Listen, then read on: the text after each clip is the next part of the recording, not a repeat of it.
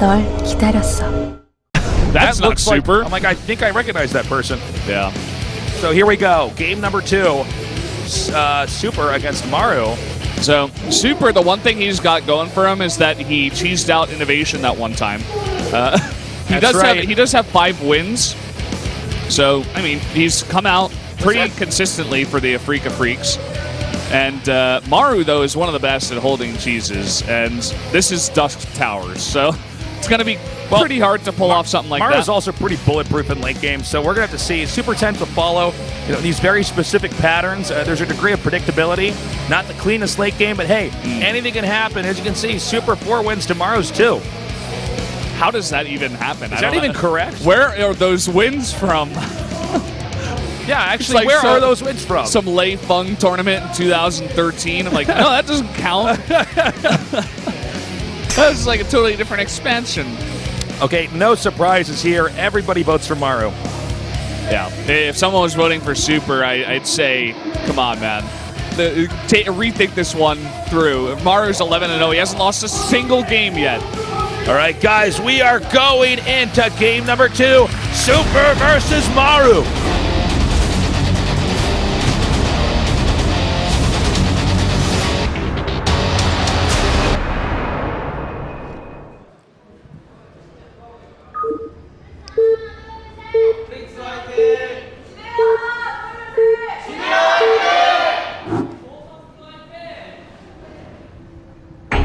All right, let's do this. In the bottom left, in the purple, we've got our Protoss player, Super. And in the upper right, in the green, our Terran player, the favorite in this best of one, it's Maru. Tasteless, have you ever dreamed about introing players? I mean, you've been doing this for, what, 8 years? I'll tell you what, actually. I have dreams that I'm casting all the time, and they're not like nightmares. Like, apparently whatever part of my brain, like, like sometimes like nightmares somehow like reflect like what's going on. I just have redundant casting dreams. You're just casting. Yeah, I do. I guess you do it so much that it's part of your brain. It's the way you're functioned. Like I'm casting, and then there's like this whole thing in dreams with like it's not object permanence, because that's like where babies like. You hide an object from their vision, and then they think it like ceases to exist until they eventually. Yeah. But there's like this weird lack of like information permanence in your dreams. So sometimes like I'm casting a ZVZ in a dream of mine, and then I'm like, oh, look at that, he's got stalkers now. There's a Protoss. Yeah. I've had that, and that's weird. But yeah. I just figured, like, especially something as straightforward and redundant as injuring the players. Figured it would sneak your way into your dreams. As far as I can remember, dreams are hard to remember. I don't ever remember introing. I've had it where I'm bantering. Yeah. With I've probably been casted with all you guys in my dreams. I'm not even joking. You get the whole crew in your brain. Now? I started casting at 19 and I'm 31, so it's like 12 years of casting. Yeah, it's a long time. That's a lot of time. You're getting near the tipping point where it's like you've been casting for more years than you haven't been. Oh, I can't wait to get there. You need, 6 more years? 6 more years. Or 7 more years, I guess. I can't wait to drop that line. Like, I've casted more than I haven't casted. I am more caster than human. That's right. But yeah, do you ever have dreams that you're casting, by the way? Yeah, occasionally. But are they just these like kind of redundant dreams, or? Yeah, pretty straightforward. I don't really know why that is. But nothing really special goes on. I have it all the time. I'm riding the train in Seoul, or like I'm just getting groceries or something like that. Yeah. I would have dreams that I'm playing StarCraft as well, and that's also really weird, because in a lot of my ones where I'm playing it, it's the same thing happens where I'm like playing the TDT, and then all of a sudden the guy's Zerg and he's got Banelings, and I have like the wrong units. Ultralisk in your back door. Yeah, and I'm like, oh, that's annoying. That's not fair. So on this game, real quick here, let's highlight what Maru did, and he did very effectively. You make this eBay here because Protoss can't mine efficiently from about 3 patches. And he actually got that eBay to like 99%. Yeah. And then what you do is you don't finish it, because you can just cancel it. And it's a really annoying thing for Protosses to deal with. Yeah, this is something that CY made very popular. He was the first one to do it in a lot of his games. And that was a huge shift in the meta when he started doing that, because, it's not like it's that hard to do. Uh-oh, already a bad start. And immediately Super loses the first adept. This is looking just really bad right now for him. Maru gets off this sick eBay block, and then right after that, he loses the first adept. And really, man, losing the first adept, kind of like when Terran has the Reaper out, it's kind of unacceptable to lose that. Yeah, it's one of these weird things where even I feel like Maru does this all the time, where he keeps his Marines at the bottom of that, or at the top of that third base ramp. A lot of Terrans do it, and they wall their ramp a lot of the time too, most of the time, just to deal with the depths. So you're not really losing much by shading before you go up that ramp, and I feel like that would have been the smarter thing to do, but perhaps just getting flustered, not going for that there. So we have Super. He's going to go for another Nexus here. Maru's actually going to push out in a little bit of a timing here. Yeah, he went for the concussive shells first with 3 racks after the expand. It's smart because if Protoss is being sparse with units, the Marauder shell hits whatever's going to run away because you're not going to try to fight this. You're going to try to run from it. And then the Marines just kill it. And you kind of snowballs from there. You know, Stalkers These 3 are Stalkers, very, very brittle units. They can't fight against this army. So if he doesn't expect the concussive shells, this is actually very smart by Super. He needs to back off. He needs to wait for more units. Do not want to get caught by that concussive shells. And that's why you see that extra damage you take is actually just pretty scary. Now there's some more Stalkers coming out here, and Blink is about to be done. Now he might be able to save this with Blink, but it's not going to be easy. Yeah, I don't think so. Look at this. He's going to catch another Stalker and chip it down, and that third base is not getting up. Damn, Maru's just like so sick. Oh, and then he just goes home. He's like, no, there's a possibility you have Blink on the way. I did my damage. I'm going home. Yeah, and Blink is going to get done right when Maru escapes. I mean, Maru is like such a clean player. My God. Yeah, this is why he's so consistent too, because generally you lose a bunch of games by, you know, making small mistakes here or there, but he just doesn't.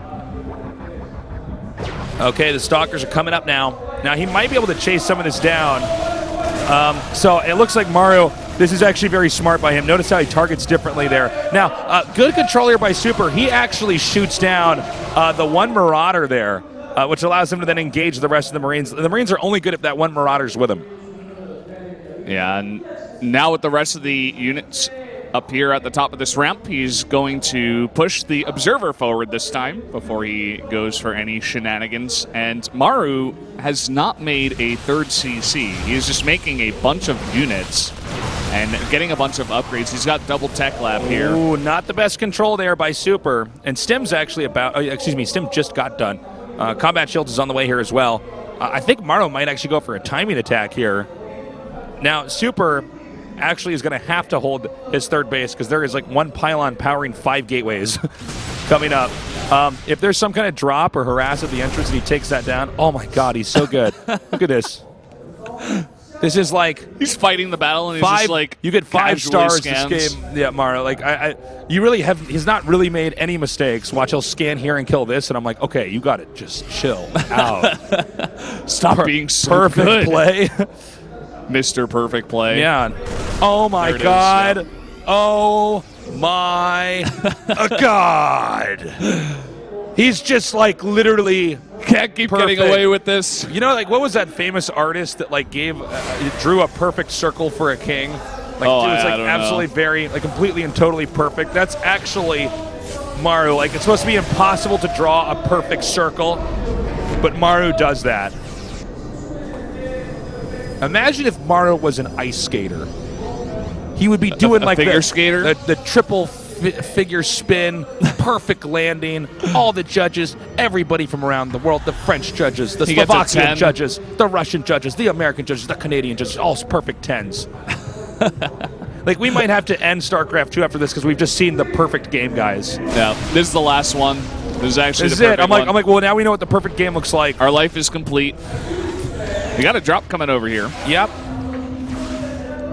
And, you know, he's going to try to shade in here. Did he block that out? Nope. Nope, did not manage to do that. So the Adepts are going to get in here. Now, this is the kind of play that actually Super needed to start having if he was going to come out and win this. Oh, I don't... He's got double Widowmine in here, and 9 SCVs die to all those Adepts. I think Super's going to try to just all in. Well, he's making a 4th base behind this, though. Oh, I'm sorry. Yeah, maybe I'm wrong, actually. It just looked like it with the Warp Prism out here. He's got a lot of units with those extra gateways, and look at that, the Widowmine getting a very nice hit off, and a force field on the ramp, too! Super turning this game on its head right now. Oh, my God! I don't know if the Liberator's going to save him here. He's got to float that orbital away. He's going to get the orbital, too. Look at this! Oh, man. After everything Maru did right, Super is just actually playing a brilliant game. Too many Adepts, too many Stalkers, and that one money force field. This might be Super's game after all. Oh, and he goes home, too. A very, very smart idea. Yeah, Go home, tech up. You've got a 4th base. It's 4 bases to 2. There's no reason to try to end the game if now. you're in Super's position here, you can actually just wait for Terran to expand again and then just go kill it because you should always have more. Do some kind of soft contain. Make sure he doesn't drop you anywhere. Get your observers into position. Okay, he's actually going to... He's going to just shade in here. Oh, what? Kills another observer. That's so funny. Well, these Adepts are not doing that much. Like this wall back here. Gonna stop any Adepts from shading into the back door. Now, if this is any other Terran player, I would say that the game's over, but the fact that it's Maru, you got to have a little bit of hope. Problem is the sheer volume of Protoss units in this game. He's at 160 supply-ish. Yeah, and that's why with everything that Maru did right, the build that he did, it shuts down the 3rd base, but it delays your own 3rd base for a really long time. Especially the follow-up, too. He didn't go for it right away. He went for all the tech. Well, let's also remember, too, he did not actually kill a lot of Stalkers back there at the start, and he lost a lot of Marines in that Marauder. So, I mean, even though the Nexus was delayed, the Stalker count for Super was actually pretty good. And when he did that timing, I mean, he really got in there and did the damage he had to do. So Super can definitely still win this, guys. Or Maru can still win this, but Super is definitely in the lead. Maru's coming down over here now. He's dropped out what looks like 4 medevacs worth of units. And spots that there's no 4th base here. I'm not sure if he knows about the other 4th base, though. Maybe he wouldn't expect Super to take that one because it's more vulnerable to drops and the like. Just getting on that high ground, Marauders can shoot there. And even Marines, I think. So. Well, Super's actually, from here on out, I mean, after he won that attack, he's basically done everything right. I mean, he's getting all the upgrades he needs. He's finishing up all the possible tech. Maru is having to slow play this game, only just now landing his 3rd base here at about the 11-minute marker. Yeah, this is pretty slow. It's not even an orbital. And he sends his SCVs too early, too, so they go the opposite way. Hopefully, yeah, he actually took care of that. I think Maru's killed 4 observers this game, all with scans, by the way. Something like that. It's kind of superhuman. So, what he's going to do is try to just do counterattacks here. And actually, Super's going to try to do the all-in. There are so many Widow Mines, though. And the Liberators got blinked underneath, too. This is just so much Protoss. The SCV's trying to help out, but it's not going to be enough. He's making some more Stalkers. I think Maru might be losing this game. Maru, though, with a counterattack over here at the 4th base, cutting down that pylon cannon, hitting the Nexus as well. How is Super going to deal with this? He has to walk all the way back home, and he's going to try to just kill Maru right here. He's trying to get up that ramp. He's going to try to force his way in. He's gunning down those pylons. He's gotten inside. The SCV's been pulled. The medevacs are healing up. Oh, and he's trying to hold on desperately. Super's whole army not fighting together, but this has been cleaned up back at Super's base. He's still doing so much damage. Just one Immortal might be able to close it all out. The Liberator comes in here, sets up a liberation zone. He needs to get the next wave of Marines and Marauders out here. Meanwhile, we see a blink on top here by Super. GG! What in the hell? Super, the first person to defeat Maru in the 2016 Pro League. What a play. I don't understand anything anymore. It's the wristbands, man. It didn't go like we had planned it. Maru's supposed to just win that, and that was supposed to not be an interesting match. Instead, Super just took down one of the best Terrans of all time.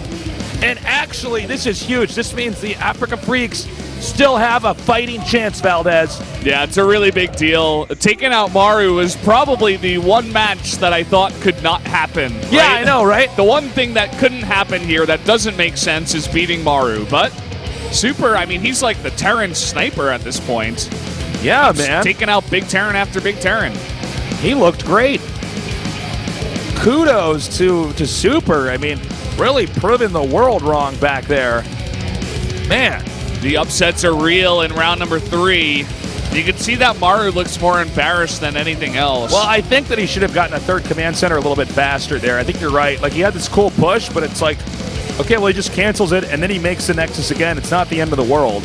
Yeah, and he didn't make the CC right away, right? After he canceled the third Nexus of Super, it looked like he teched up and he was going for a double drop first into the third CC, which delayed it further. And then by that time, you know, Super had already made his third Nexus. He had 5 more gateways, and that's when that huge push came in. Okay, guys, we're going to go to a short break. When we come back, it's Billowy versus Cure here at SPO TV.